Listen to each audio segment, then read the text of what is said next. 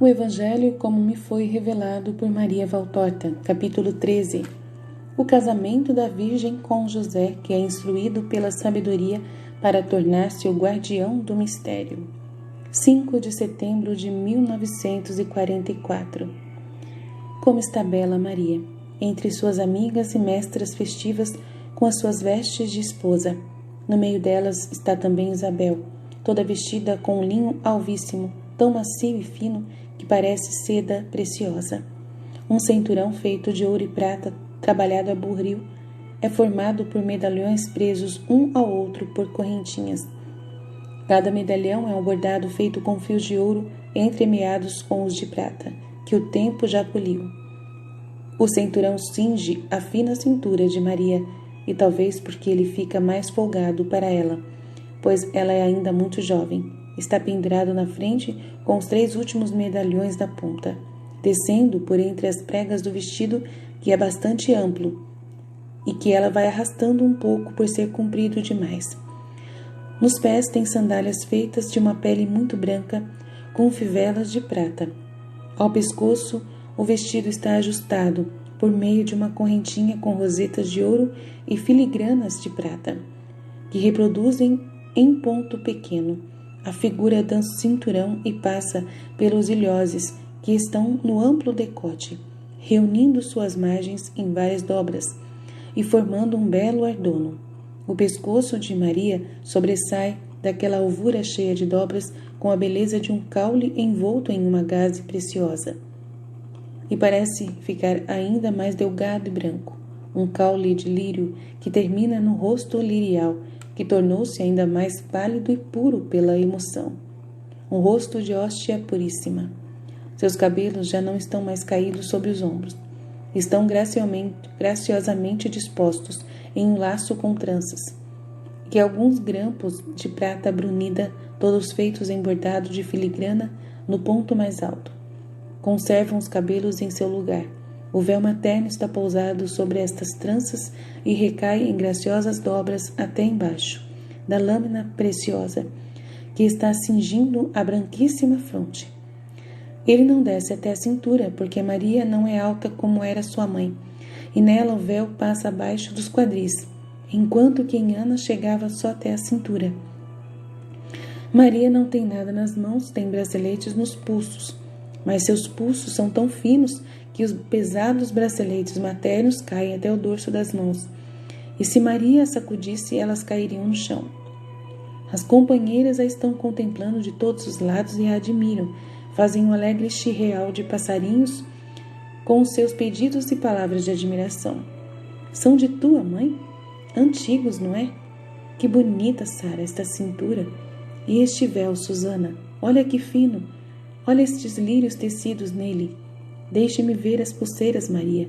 Eram de tua mãe? Ela as usou, mas eram da mãe de Joaquim, meu pai. Oh, vê só! Trazem o selo de Salomão, entremeado com finos raminhos de palmeira e de oliveira, e entre eles há lírios e rosas. Oh, quem terá feito um trabalho tão minucioso e perfeito? São da casa de Davi, explica Maria. São usados há séculos pelas mulheres da estirpe, que se tornam esposas e ficam de herança para a herdeira. Certo, tu és uma filha herdeira. Trouxeram-te tudo de Nazaré? Não, quando minha mãe morreu, minha prima levou o enxoval para sua casa a fim de conservá-lo melhor, e agora o trouxe para mim. Onde está? Onde? Mostra-o. As amigas. Maria não sabe como fazer. Ela gostaria de ser cortês, mas gostaria de não ficar tirando do lugar todas as peças do vestuário, colocadas em 3 pesados baús. Em sua ajuda intervêm as mestras. O esposo está para chegar, não é tempo de fazer confusão. Deixai-a estar aqui quieta, que a estás cansando, e ide também vós preparar-vos. O enxame de tagarela se afasta um pouco amuado, mas Maria pode então ouvir em paz as suas mestras, que lhe dizem palavras de louvor e de bênção. Isabel também se aproximou e, estando Maria comovida e chorando porque Ana de Fanuel, beijando-a com um afeto verdadeiramente materno, a chamou de filha. Isabel lhe disse: Maria, tua mãe, está e não está aqui. O espírito dela está exultante junto ao teu. E olha bem, as coisas que tu estás usando te fazem sentir as carícias dela de novo.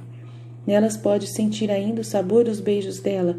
Faz muitos anos, no dia em que vieste ao templo, ela me disse: preparei para ela as vestes e enxoval de esposa, porque quero ser presente aqui.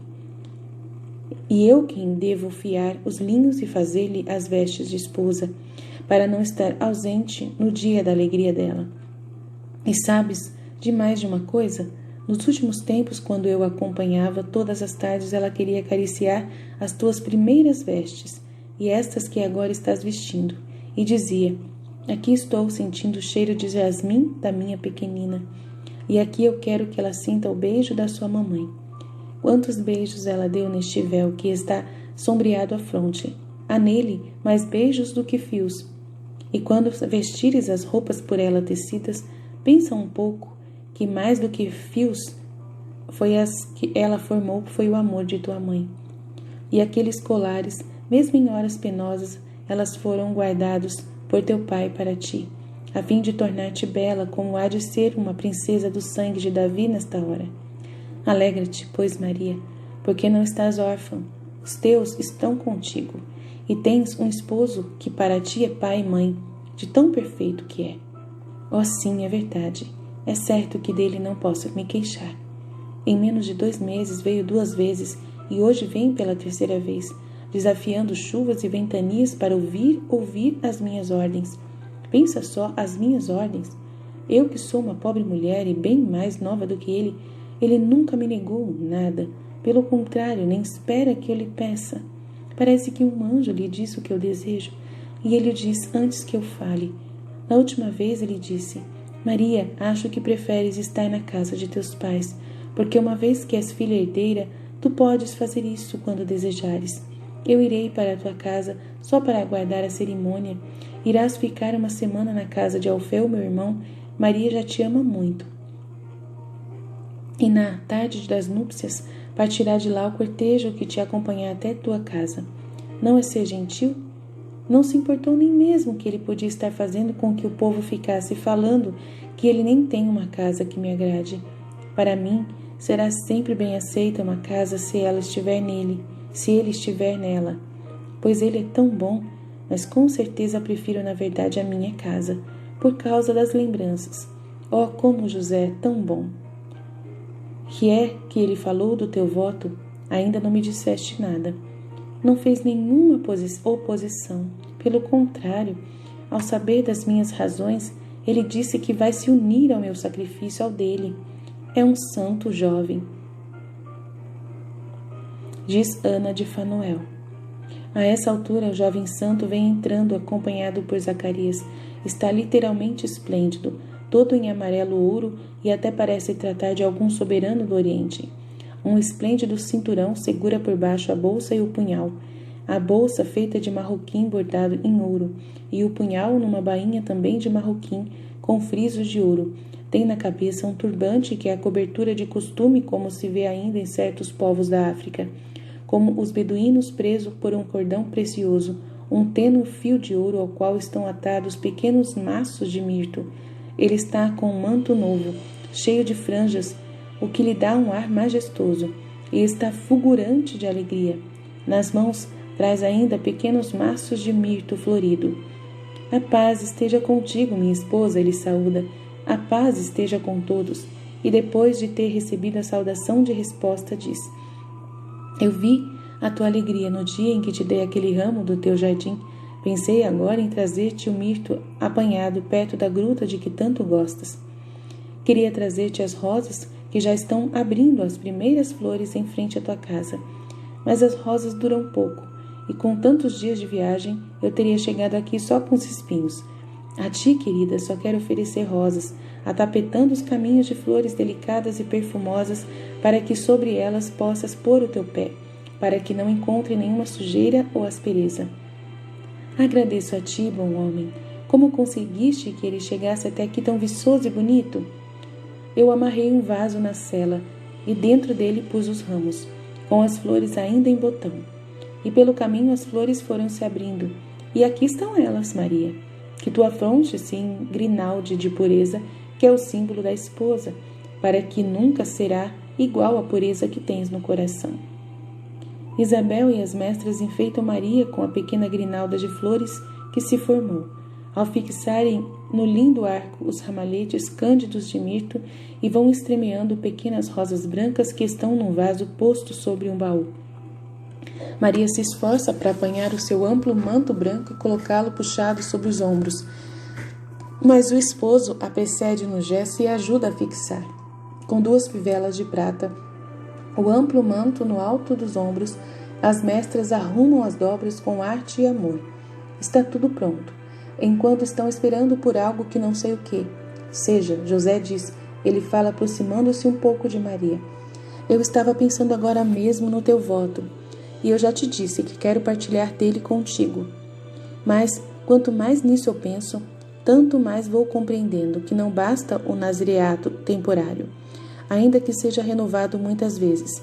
Eu te compreendi, Maria, e eu ainda não mereço a palavra da luz, mas dela um murmúrio já está chegando aos meus ouvidos. É isto que está me levando a entender o teu segredo, pelo menos em suas linhas mais expressivas.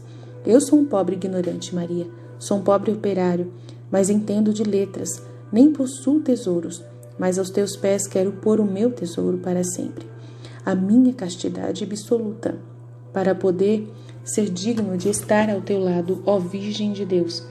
Irmã, esposa minha, jardim fechado, fonte selada, como diz o nosso avô, que talvez tenha até escrito o cântico tendo-te à frente de seus olhos.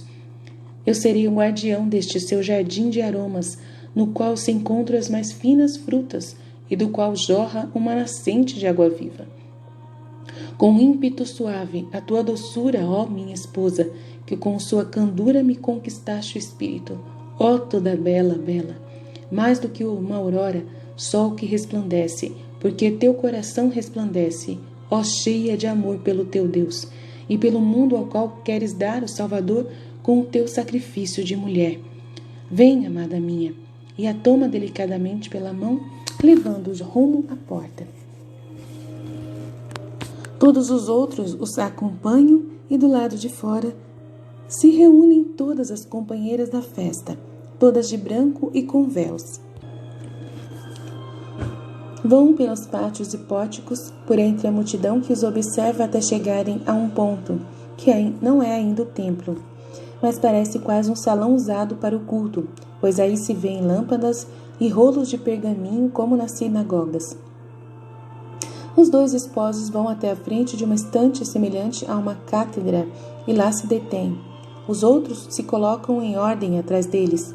Ao fundo se aglomeram outros sacerdotes e os curiosos. O sumo sacerdote está entrando solenemente. Há um murmúrio entre os curiosos. É ele que vai celebrar o casamento? Sim, porque é de sangue real e sacerdotal. A esposa, a flor de Davi e de Arão, é a virgem do templo. O esposo é da tribo de Davi. O pontífice põe a mão direita na esposa e na do esposo. A mão da direita da esposa e na do esposo. E os abençoa solenemente. Que o Deus de Abraão, de Isaque e de Jacó esteja convosco. Que ele vos una e que se realize em vós a sua bênção. Dando-vos ele a sua paz e uma numerosa descendência. Uma vida longa e uma morte feliz no seio de Abraão. Pois ele se retira com a mesma solenidade que entrou. Fazem-se as promessas mútuas. Maria já é a esposa de José. Todos saem e, sempre em ordem perfeita, vão até a sala onde é lavrado o contrato de núpcias, no qual se diz que Maria, filha, herdeira de Joaquim de Davi e de Ana de Arão, entrega como dote ao seu esposo a sua casa com os seus bens, os enxovais e todos os outros bens que ela herdou de seu pai. Tudo terminou. Os esposos saem para o pátio e atravessam indo para a saída que fica perto do quarteirão das mulheres que trabalham no templo. Um carro de boi bem cômodo e pesado estão à espera deles. Sobre o carro está estendido um toldo de proteção, onde se encontram também os pesados baús de Maria.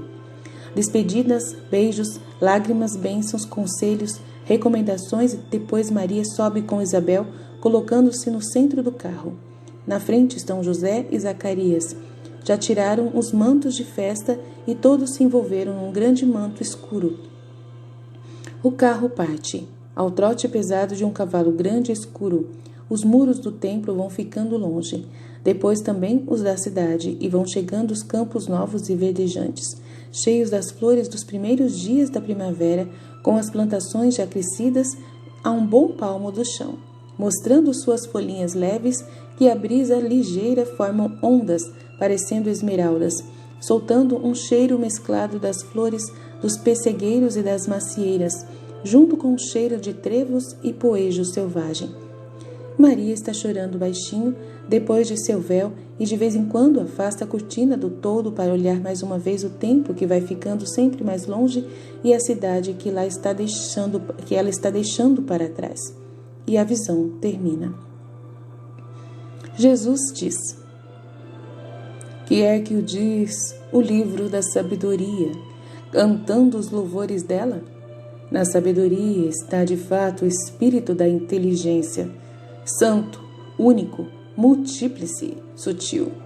E continua enumerando os dotes dela, para terminar o período com estas palavras: que tudo pode, tudo prevê, que compreende todos os espíritos, inteligente, puro, sutil.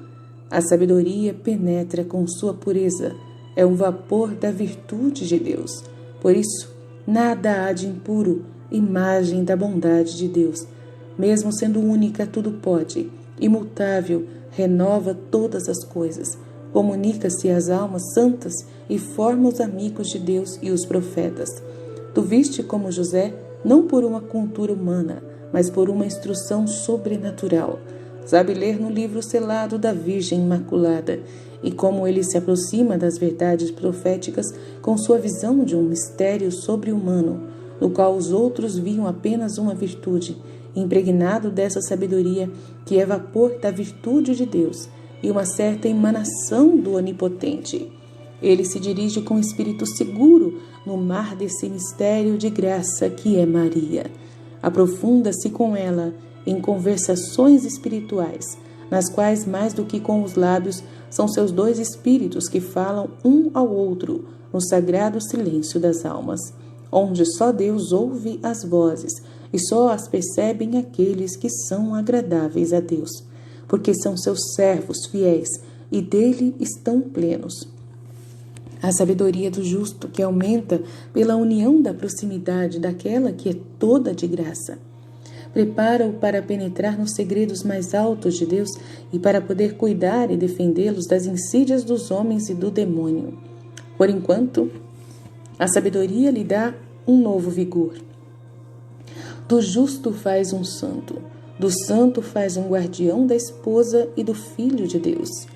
Sem faltar com a reverência para com o selo de Deus, ele, o casto, que agora leva sua castidade até o heroísmo angelical.